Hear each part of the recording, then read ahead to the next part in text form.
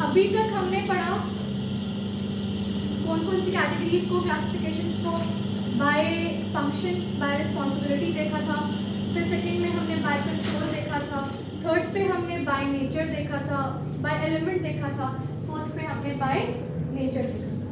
Fifth category जो हमने पढ़नी है अभी वो हमारे पास है बाय बिहेवियर। बाय बिहेवियर में हम देखते क्या है, हम देखते हैं कि जो हम एक्टिविटी लेवल है ना हमारा, हम जितना काम कर रहे हैं ना वो हमारी कॉस्ट पे क्या इफेक्ट डाल रहा है। एक कॉस्ट को हम लेंगे और देखेंगे कि हम इस कॉस्ट पे हमारे काम से क्या फर्क पड़ रहा है, हमारी कॉस्ट पे क्या अफेक्ट आ रहा है हमारी एक्टिविटी लेवल से। अगर हम एक्टिविटी लेवल इंक्रीज करते हैं तो क्या कॉस्ट इंक्रीज हो रही है, अगर एक्टिविटी लेवल इंक्रीज करते हैं तो क्या कॉस्ट इंक्रीज नहीं हो रही है, यानी इसमें कोई फर्क पड़ रहा है या नहीं पड़ रहा है।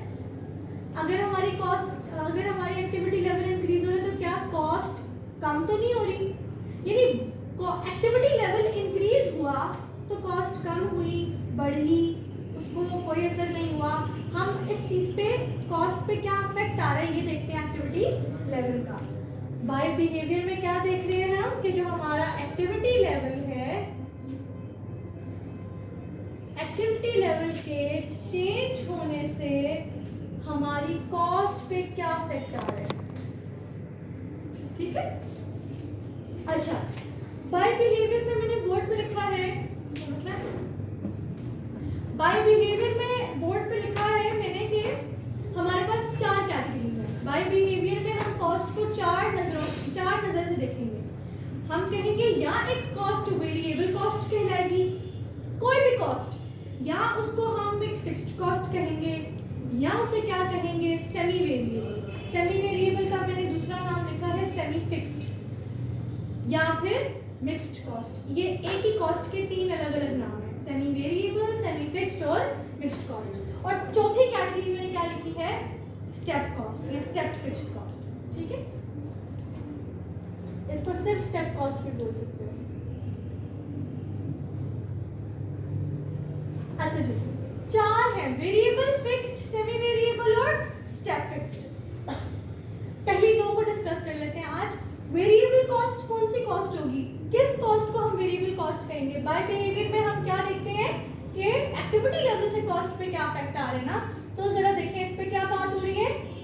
वो कॉस्ट जो क्या करती है, चेंज करती है।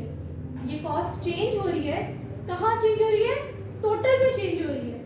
जब एक्टिविटी लेवल हमारा बढ़ रहा है तो डायरेक्ट प्रोपोर्शन में ये कॉस्ट क्या कर रही है, टोटल में चेंज हो रही है। A cost that changes in total, change आ रहा है टोटल में, in direct proportion, मतलब जितना activity with the level of activity, जैसे जैसे एक्टिविटी लेवल बढ़ा रहे हो डायरेक्ट प्रोपोर्शन में टोटल में कॉस्ट में चेंज आ रहा है। एग्जाम्पल से समझते हैं कि इसका मतलब क्या है। लेट्स से आपका एक्टिविटी लेवल क्या है, आप एक चेयर की वुड लेते हो $10 की, मैंने एग्जाम्पल दिए डायरेक्ट मटेरियल। आपका एक चेयर का डायरेक्ट मटेरियल कितने का आया है, वुड $10 की।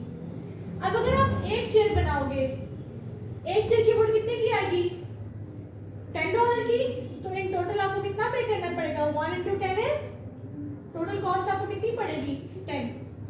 अगर आप अपनी एक्टिविटी लेवल बढ़ा रहे हो, 2 चेयर्स बनाते हो, अब एक चेयर कितने की है $10 की, तो अब 2 चेयर्स आपको कितने की पड़ेंगी, $20 टोटल लगेंगे आपकी। तो टोटल कॉस्ट अब 10 से 20 हो गई है।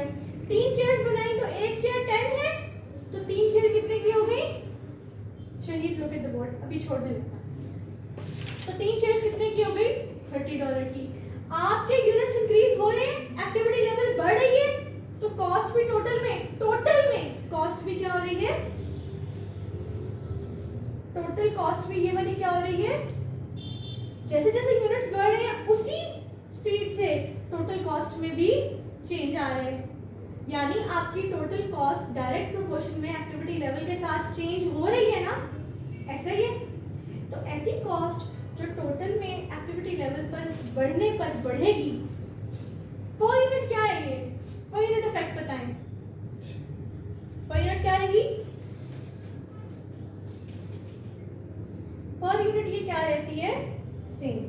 तो अगर अब मुझे बताना होता वेरिएबल कॉस्ट को सम अप करके, तो मैं क्या दो बातें कहती, मैं कहती कि वेरिएबल कॉस्ट वो कॉस्ट होगी जो टोटल में क्या होगी, टोटल में क्या होगा इस पे इफेक्ट, ये इंक्रीज होगी अगर एक्टिविटी लेवल क्या है हमारा, यूनिट्स हमारे बड़े हैं तो कॉस्ट भी टोटल में इंक्रीज होगी। नंबर 1 इफेक्ट पड़ा। नंबर 2 देखा, लेकिन पर यूनिट ये क्या रहेगी, कॉस्ट पर यूनिट क्या होगी, वो ना कम होगी ना ज्यादा, सेम रहेगी। एक यूनिट तो 10 का ही रहेगा ना, मैं एक चेयर बनाऊंगी तो 10 लगेंगे, 2 बनाऊंगी तो 20 लगेंगे, 3 बनाऊंगी तो 30 लगेंगे। यूनिट बढ़े टोटल कॉस्ट बढ़ी है, लेकिन पर यूनिट क्या रहेगी, कॉस्ट सेम रहेगी। ऐसी कॉस्ट को हम क्या नाम देंगे, वेरिएबल कॉस्ट नाम देंगे, वेरिएबल कॉस्ट नाम देंगे, ठीक है। वेरिएबल कॉस्ट में आपको पूछा जाता है कि टोटल का बिहेवियर बताओ, तो आपको यूनिट के साथ बढ़ेगी। आपको वेरिएबल कॉस्ट में पूछा जाएगा कि पर यूनिट बिहेवियर बताओ, तो आप कहोगे कि per unit variable cost same रहती है, वो चेंज नहीं होती, क्योंकि हमने कहा है चेंज होती है टोटल में एक्टिविटी लेवल के साथ। तो टोटल में तभी चेंज होगी डायरेक्ट प्रोपोर्शन में जब पर यूनिट सेम रहेगी, क्योंकि 10 थी तभी 10 20 30 हुई, जब 1 2 से 3 हुए। अब जरा टोटल लेबर कॉस्ट का, टोटल वेरिएबल कॉस्ट का हम ग्राफ देख लेते हैं। ग्राफ कैसे है, मैंने यही एग्जांपल प्लॉट किए यहाँ पर, ठीक है। लेट्स से अगर आप कोई चेयर नहीं बनाते, अगर आपने 0 चेयर बनाया है, यहाँ पे यूनिट्स है एक्स एक्सिस पर, वाई एक्सिस पे टोटल कॉस्ट है, ठीक है। अगर आप कोई चेयर नहीं बनाते तो आपके कितने पैसे लगेंगे, 0, तो मैंने 0 के ऊपर मार्क कर दिया।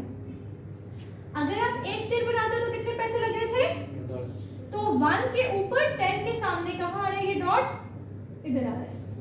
अगर आप 2 चेयर्स बना रहे हैं तो कितने पैसे लग रहे थे, तो 2 के ऊपर 20 के सामने बनाओगे डॉट को, ये आपने डॉट प्लॉट कर दिया। फिर अगर 3 चेयर्स बना रहे हो तो 30 टोटल कॉस्ट है, टोटल कॉस्ट को देख रहे हैं ना, तो 3 के ऊपर 30 के सामने ये आपके पास कॉस्ट बन रही है। तो अगर आप ज्वाइन करोगे इन डॉट्स को, तो आपके पास ये ओरिजिन से शुरू हो रही है लाइन स्ट्रेट, और ये आपके पास ऐसे ऊपर को जा रही है,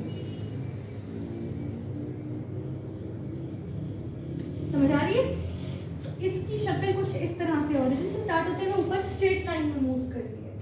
ये इस बात की क्या है, मेन क्रक्स, क्या शो कर रही है ये चीज, ये शो कर रही है कि आपकी टोटल कॉस्ट एक्टिविटी लेवल जो जो बढ़ती गई है, तो टोटल कॉस्ट में भी एक्टिविटी लेवल बढ़ने से टोटल कॉस्ट में भी इंक्रीज हुआ है। टोटल कॉस्ट की बात हो रही थी, तो टोटल कॉस्ट का ग्राफ ऐसा दिखेगा। अगर आप वेरिएबल कॉस्ट पर यूनिट की बात करेंगे, तो वेरिएबल कॉस्ट पर यूनिट का ग्राफ क्या होगा। अगर आप कोई चेयर ना बनाओ तब भी एक चेयर 10 की है, अगर आप एक चेयर बनाओ तब भी एक चेयर 10 की है, तो एक के ऊपर 10 के सामने।